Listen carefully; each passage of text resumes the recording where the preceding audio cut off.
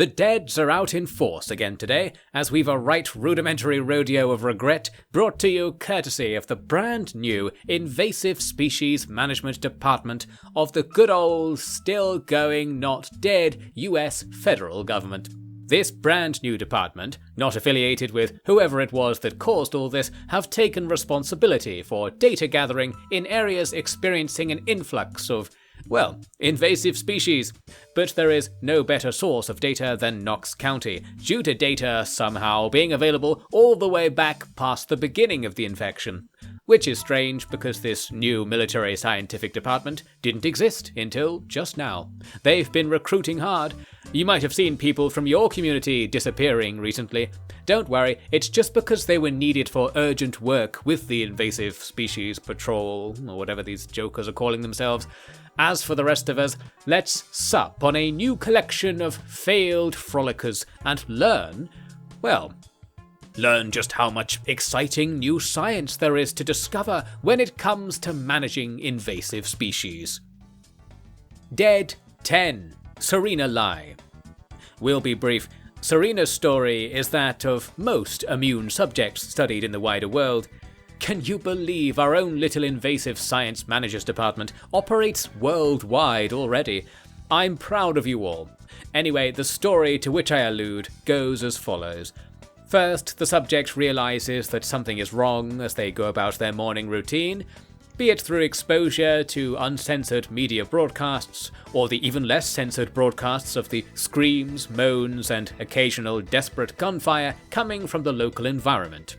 Upon assessment of the severe danger, and in most cases upon understanding that they're facing the classic comic book case of zombie uprising, the subject tries to secure some living supplies. They conclude that their property is not prepared to face siege by 1,000 monsters, and try to secure resources from nearby buildings before things get too dangerous out there. Yes, please contain your laughter. Too dangerous is a very subjective measure, you know. And things really can always get worse, but they certainly can't get better. So in many ways, the time to act really is right away. Of course, this little story ends 9 times out of 10 when the subject discovers that zombies aren't easily brushed aside. This isn't some kind of video game where everyone takes their turn one at a time. If you head outside where 30 zombies can see you, and you don't have enough limbs to push away 30 hungry mouths at once, at least some of them will begin to eat you, and that has a strong negative effect on your hit points, shall we say. Or to be clear, you die. Then you're just another mouth, with one fewer meal to go around, and I think it's safe to say that no one in that situation is at all happy about it. We've tried talking to them about it, but those bounders never seem to answer. Did I say we? A mistake. I remind you that the Dead Files is in no way affiliated with or under the control of any organisation, much less the Invasive Murder Depot or what have you. In conclusion, the only thing we learn from Serena is how common her extremely quick demise really is. Many of the zombies you'll be facing were actually once dead like Serena. They wind up the same in the end, eh? Makes you wonder what the point of trying to survive even is. To live, to laugh, to love, all things of the past now really.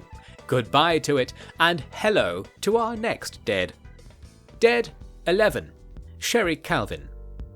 Sherry, like Serena, was another of West Point's stay-at-home housewives who probably would have been better off if they really did stay at home. But we just learned that most people realise staying at home will get them killed. However, they fail to really pick up on how leaving the home also gets you killed. Sometimes, as we've seen in these very files, there are ways to prolong your life both out of doors and in, but it takes talent, it takes preparation, it ideally takes the sacrifice of your fellow survivors for your own gain, and of course it takes luck. You, average viewer, will not have these things. You, average viewer, will be much more like Sherry Calvin. You will be unfit, having barely run a mile in 20 years, and gods have mercy if you haven't walked that far in a while. You will probably be overweight, you will struggle to breathe when in danger, you will have various untreated medical issues, and will be imminently receiving more, and your decreasingly significant other will have taken the car and driven off into the night in panic because they thought your horrid snoring meant you had already turned. Sound familiar? Sherry is the every woman of America. Let's cheer her into the grave, shall we? Sherry stood at her windows, looking at all the monsters outside. They looked back. Sherry, you're being very silly.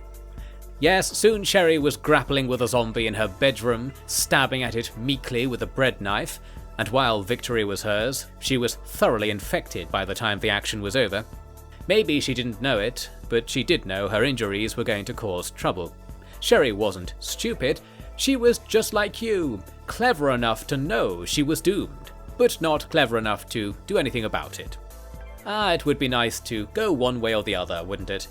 Sherry spent the day trying to think of what to do, or trying not to think about what she was going to have to do, and even fended off a couple more members of a certain invasive species. The government will give you a job at this rate. Not really, they already forcefully volunteered all the people they need for their program. Although more experimental subjects are always useful, I've been told. I suppose that's what the Dead Files are really all about. We experiment so you don't have to. I think that's the new line. Although, between you and me, I think you might have to anyway by the end. We're all in the very same leaky boat. Silver lining. As everyone goes down screaming, the screams might just create a beautiful, once-in-a-death-time harmony, and you would be among the minute volume of matter in the universe to ever experience that particular pattern of sonic vibrations. This silver lining could do with a little polish, but we'll tend to that later. At night, Sherry looked up at the stars, pondered the mysteries of all this nonsense our planet's been up to recently, then decided to sneak off into the darkness. We caught her about 3 AM sitting on a jetty by the river, and we all know what happens down by the river. The jetty creaked under the weight of many shuffling feet, and another dead got filed away. I think the running theme is that running away from your problems doesn't work, because there are more problems in every conceivable direction. However, we have only covered attempts on foot so far, haven't we? Isn't there another way to escape?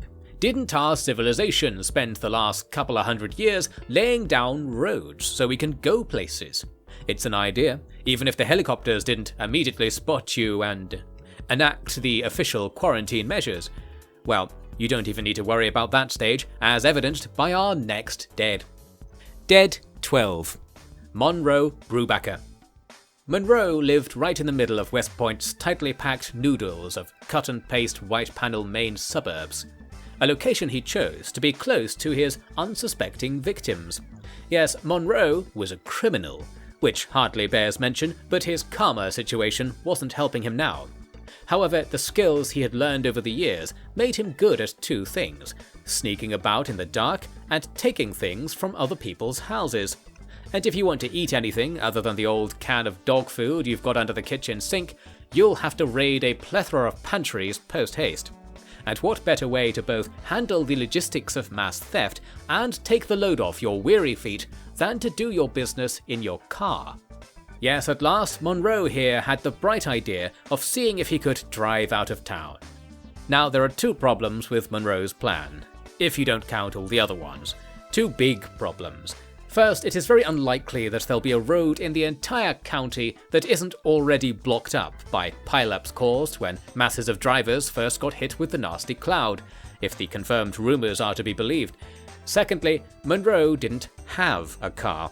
This second issue is debatable because in times like these, cars are like leaves fallen from the great tree of industrial civilization, littering the world and decaying away. All one need do is cut a few wires and twist them together, cut the ignition switch out of the circuit entirely, and any vehicle with a spark in its battery will boot up and get chugging. They call it hot wiring in Monroe's line of business, and Monroe knew a thing or two about it. A shame he didn't know 3 or more things really, because when he strode out to make his neighbour's station wagon his own, he had rotten luck. It was wheezing and whining in response to his gentle touch, but things never really got going. Monroe had this problem in many forms. The noise of an engine refusing to be revived also carries far on a clear West Point morning, even with all the screaming and chaos taken into account. Monroe was of the right mindset though. Being very wary of drawing attention to himself, he was the sort of person who wasn't going to let anyone, living or dead, get too good of a look at him while on the job. He let his prey be for now, knowing that whatever those things stalking the streets were, they would probably not be so courteous to him. They say there is no honor among thieves, but I assure you things are far worse in the mindless cannibal community, even worse than in Muldraugh, but I repeat myself. Monroe relocated down the block and saw a nice white van that one could probably live in with a few renovations. Perfect for an escape to the country. Ignoring that, may I remind you, escape was impossible, and I've hardly time to go over all the reasons again. For Monroe, the reason was rather simple. While he managed to get into the van alright and begin his work under the steering column, he didn't realise that someone else was actually trying to sleep in the back. And now, they woke up. And now, Monroe was tumbling back out onto the owner's driveway with a monster chewing at his flesh. We needn't repeat the warning about bites causing infection, because Monroe progressed quickly from being bitten to being eaten, unable to throw off the surprise assailant. And that's it. He would have died anyway the moment he tried to drive out of town and got, shall we say, stuck in traffic, which sealed the fate of everyone else who tried to drive off quite nicely. So, needn't feel sorry for him. He got things over and done with very neatly, and we all learned a noble lesson. Crime doesn't pay. Except perhaps for cannibalism. More par for the course than crime these days, but that makes not partaking in it all the more special. You are special, viewer. Eat human food, be civilized, don't panic, and the history books will look back on your efforts favourably. As for when the next history books are due to be published, that is a matter of contention. Now, with all this Monroe business, we don't want to give you the idea that a vehicle won't come in useful, only that you can't escape, okay? No escape, but driving to equally damned locations might help you out. On that topic, we actually have a very exciting update for you here on the Dead Files. We've been able to get more information on the hero of Muldraugh, Nolan Hodges. He's still alive. He's still actually alive right now. Well, this data is a few days old. We have scientists in the studio building here helping to make sure our research is top-notch and accurate, but that does not affect our journalistic integrity in the slightest. Yes, you can't lose what you never had. Anyway, so we return to dead number 6, the one that isn't dead, Nolan Hodges. We left Nolan in the aftermath of his great rediscovery of fire. Some days later, he had a nice stack of firewood piled outside his back door and had secured his water supply by way of filtering and boiling water from the ponds and streams of the extensive woods. But this was no permanent arrangement, especially with the effort of moving water and starting fires with a Stone Age drill board. Sensing that death was still approaching, even if it was slowing down to enjoy the smell of barbecued fungus and caterpillars, Nolan began regularly striking out of his lair to find more tools and supplies in the neighbourhood. This meant venturing beyond the areas where his predecessors had already driven the zombies away. I will stop short of saying those zombies were killed, because I think we're probably going to have to admit that zombified individuals do have a nasty habit of coming back from the dead. What else is new, eh? The important lesson for all of you to know is that if you kill a certain person, they will eventually roam the streets once again, as it's not the human part you need to kill, but the bacteria. Fire's good. Fire's very, very good. But of course fire was the one thing Nolan was struggling so much with, so he could hardly be liberal with his funeral pyres. Therefore, the man was made to grapple with the residents of Muldraugh's luxurious south side, thwacking at them with a policeman's nightstick with a righteous fury. Every blow was a blow for hope, a crack in the bones of despair, a concussion of calamity, a fracture of fear, a blood-force trauma that turns a corner, striding towards a new age of beautiful burglary. Well, Nolan didn't see it like that. Nolan hated it. Not only because he was a good person, but because he is one of the few people to walk the streets of Muldraugh who wasn't a complete psycho, meaning he did not enjoy the sight of dead bodies and didn't like killing people for sport. As we said in our introduction of this hero, he was probably from out of town. Broadly speaking, Nolan's raids were quite lucrative when it came to food, fuel, and that all-important resource that the late Ashley brought to our attention, reading material. However, Nolan did not find any lighters, his real quarry. Perhaps the folk at the fancy end of Muldraugh didn't smoke, probably because snorting was the preferred ingestion technique among the well-to-do. He did find something though that brings us back to the topic raised by the less late Monroe. Nolan found a house with its car in the drive, and the keys sitting invitingly on a shelf just past the rather violent doorman. Our hero beat his way to the keys, stepped victorious over the second-order corpse, and with no crimes committed whatsoever, acquired himself a vehicle. How about that, Monroe? Didn't think to search people's pockets for the keys, did you? A bungling burglar he was, and a bevy of bacteria he now is. Truly, he deserved to die as much as Nolan deserves to live. Placing a suitcase of stolen crime thrillers and kidney beans on the passenger seat, Nolan settled in to his new Murcielago 4000. 4 wheels, 3 doors, 2 seats, 1 previous owner, and no safe place to drive it to. The only problem was that Nolan wasn't necessarily aware of the final point there, because he was a unique subject due to his very limited hearing. You see, sometimes, if it becomes very important that a certain person stay alive, then certain, fairies or something will subtly feed them messages through little speakers hidden inside, microwaves or something. But for all the fairies' work, Nolan simply wasn't going to hear it, and the loss of power in the county didn't help much either. I say all this because we have reason to believe that Nolan is planning to do something very silly with this car of his. He often sits in there trying to find signals on the radio. Good luck with that, the jammers are all firing away. Did I say jammers? I probably meant fairies again. No radio. Don't try it, alright? You've only got so many movements of the fingers left in your life, no sense wasting them on turning knobs. Nolan also seems to be hand-drawing a map of the area, which indicates he was curious about driving somewhere outside of town. His mystery deepens yet further, doesn't it? But we are very concerned that if he tries this, he will not be very happy with how conditions on the road have developed. Well, I shall explain if needs be. For now, Nolan has returned to a stable, peaceful life. He collects mushrooms and fish from the woods, and is getting better and better at igniting wood shavings with a stick, aided now by the effective generation of charcoal in his barbecue. His house is already surrounded by tall fences on 3 sides, and he's slowly working on the 4th. He hardly ever sees zombies, which some say is a problem that needs fixing. Those scientists, obsessed with data above all else, data above the last dregs of civilization. The point is, Nolan is doing just fine, don't panic. All of you are going to do even better, I know it.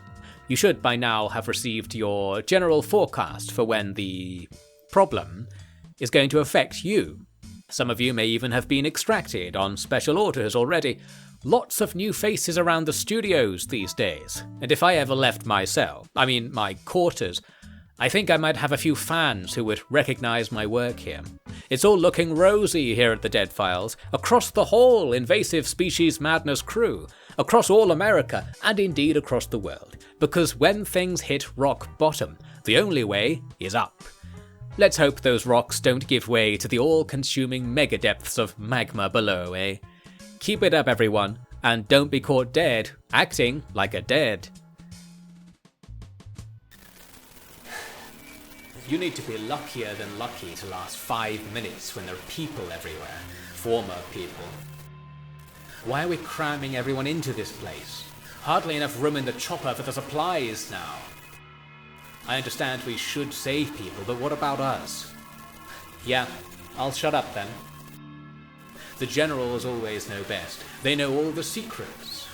They know why killing survivors is a good idea, right?